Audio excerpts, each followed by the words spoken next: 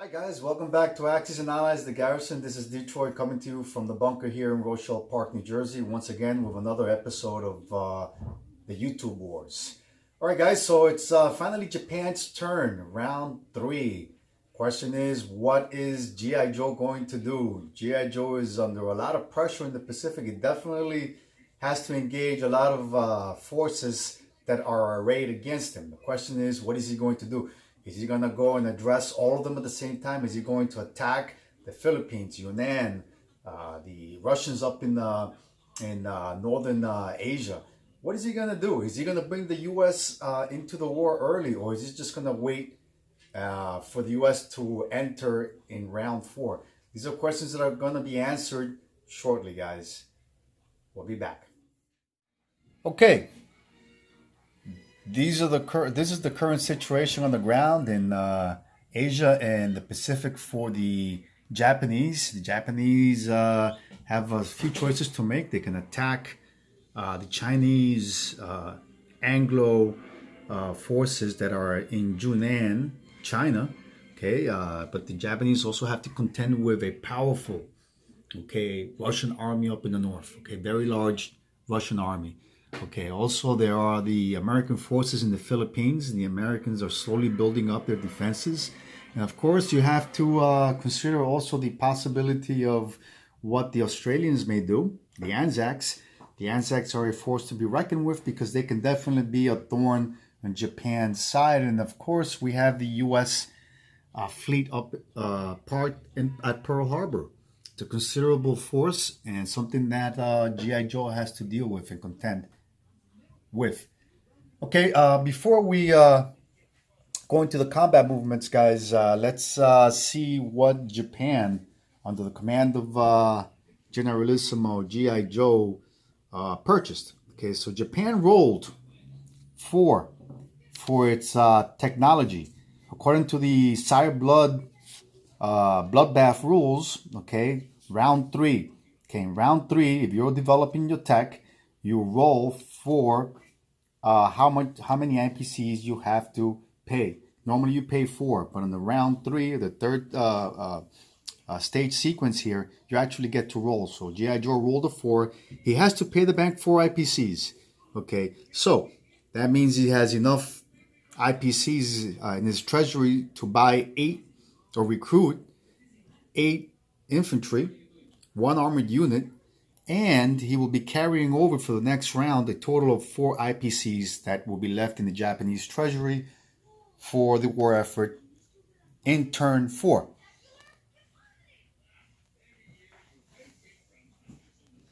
Okay, we shall be back shortly with combat movements.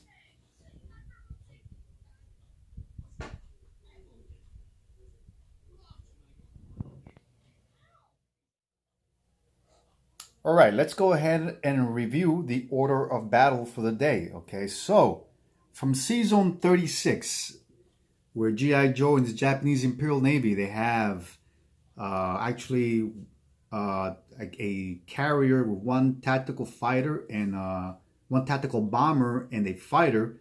The fighter deploys, goes through Season 43 and attacks the Anzac naval transport in Season 42.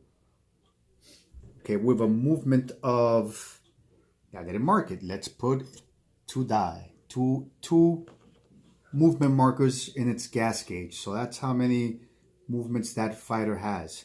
All right, Season 37. Okay, you have a naval transport coming from Season, I believe it was Season 20, if I recall correctly. That naval transport is landing 1 artillery division, 1 infantry division, attacking the single Anzac infantry division defending Malaya. The 1 tactical bomber is coming from Kwangsi, okay, up in the north where the stack of Japanese Air Force is at. All right, let's go over to Calcutta, India. You have 3 strategic bombers coming from Kwangsi at a movement of 3. Okay, those 3 air wings performing an industrial air raid has a movement of 3 left over. Okay, so let's see how that pans out for G.I. Joe. All right, the big battle. Yes, G.I. Joe finally is moving in and he's attacking Yunnan. He wants to achieve the objective of taking the Burma Road out of commission.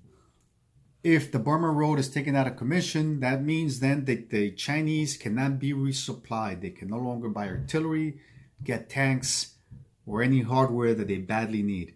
So, what's going in there? Well, you have a total of 2 artillery divisions, 4 infantry divisions, and 7 tactical bombers and 7 fighters going into Yunnan. Pretty considerable force going into Yunnan. All right, that whole stack is a total of 14 aircraft, okay? 14 aircraft at a movement of 1. All those aircraft have 3 movements left in their gas gauges.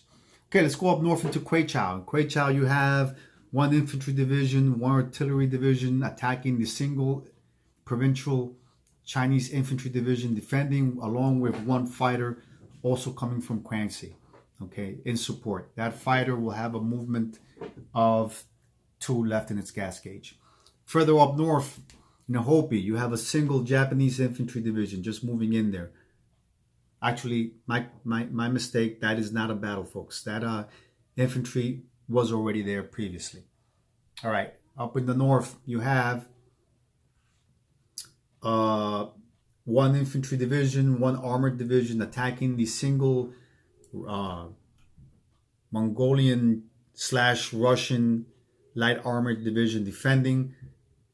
You also have a single fighter, okay, coming from Kwanzi also with a gas gauge movement of 1 left in its gas tank. All right. I believe, 1 more battle for Korea.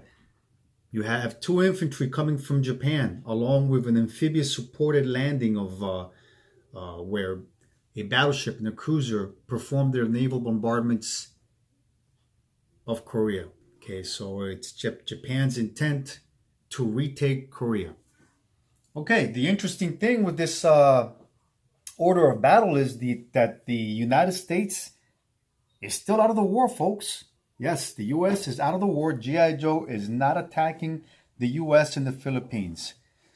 That was an item of conversation amongst our play group here, the Allies.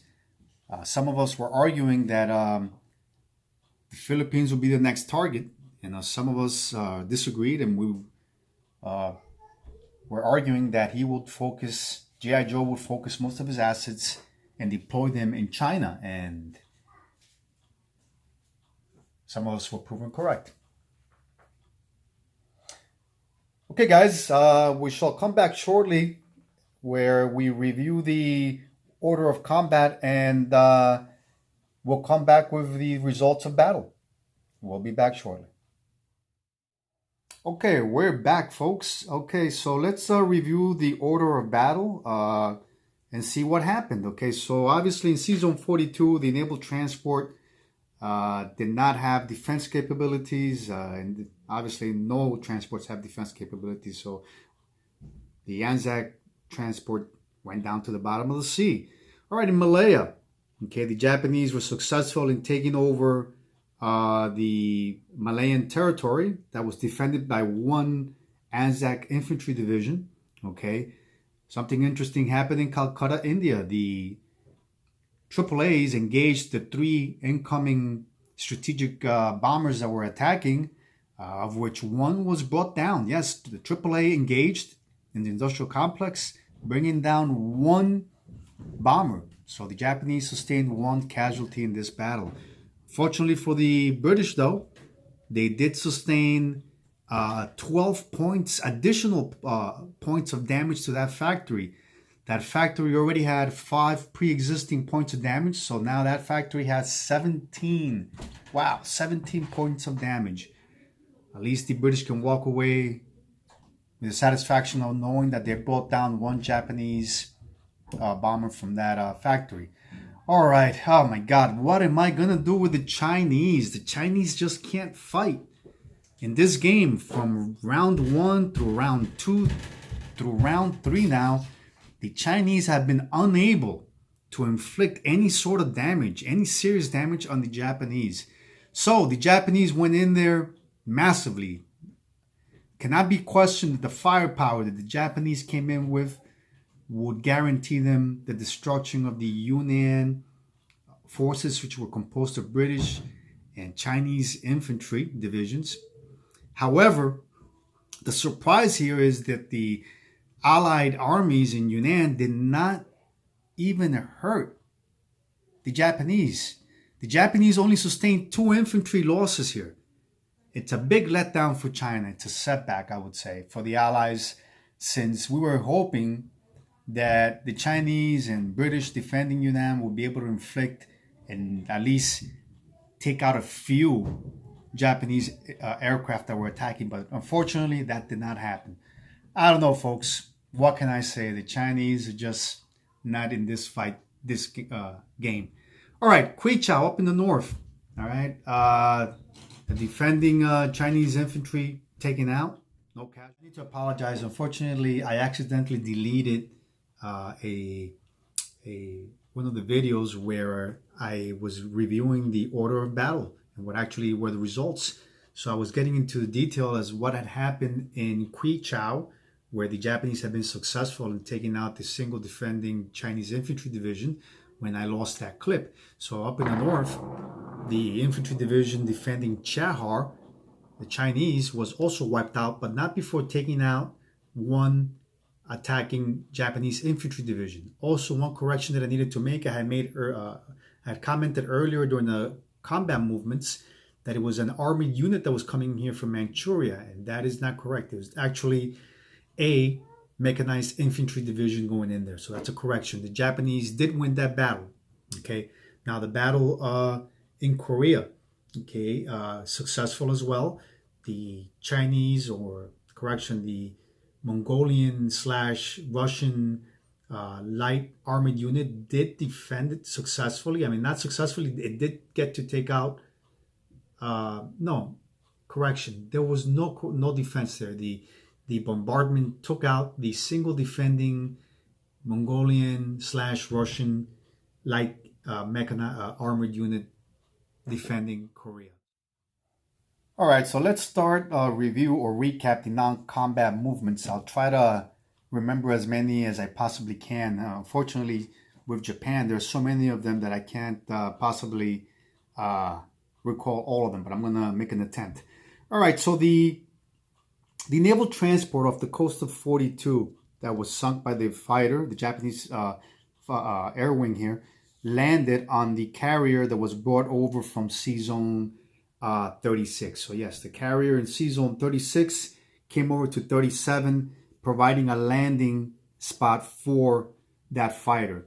The tactical bomber that assisted with the amphibious landing in Malaya also lands on that carrier.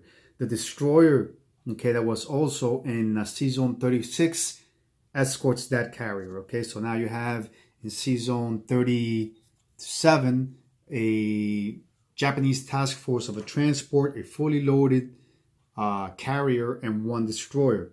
Okay, the 2 surviving bombers that performed the strategic air raid or on the industrial complex land in Kwangsi. They had a movement of 3 in their gas gauge, so they landed back into Kwangsi.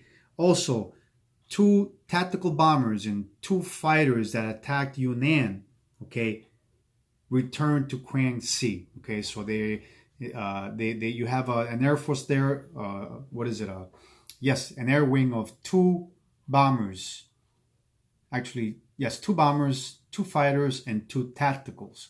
Okay, the rest of these aircraft that attacked in Yunnan are now up in the north. You had a total of 5 tactical bombers with 5 fighters that came from Yunnan and landed in Yeho. All right. Now, the single fighter that attacked in Kwichao, okay, still had a remainder of 2. That fighter went up north. Same thing with the fighter that attacked in Chahar. The Japanese air wing that attacked in Chahar also went over to Jeho. So now you should have 7 fighters defending J-Hole along with 5 tactical bombers. All right. You have 2 aircraft carriers that came over from 36. Okay, they are now in Sea Zone 20. These 2 aircraft carriers do not have any fighters on board. Okay, now you had 1 naval transport that sailed into Sea Zone 17, picked up 1 Japanese infantry division, picked up another infantry division in Japan, and landed it in Manchuria. Okay, so that's 1 naval transport. The additional naval transport that was left picked up another 2 infantry divisions and landed them in Manchuria. Okay, to further beef up the defense of Manchuria, because the Japanese are definitely worried that the Russians are up to no good up in the north.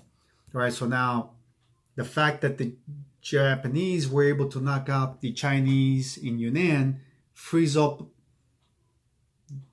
a good chunk of the Japanese Air Force to go up north so that they can engage the Japanese.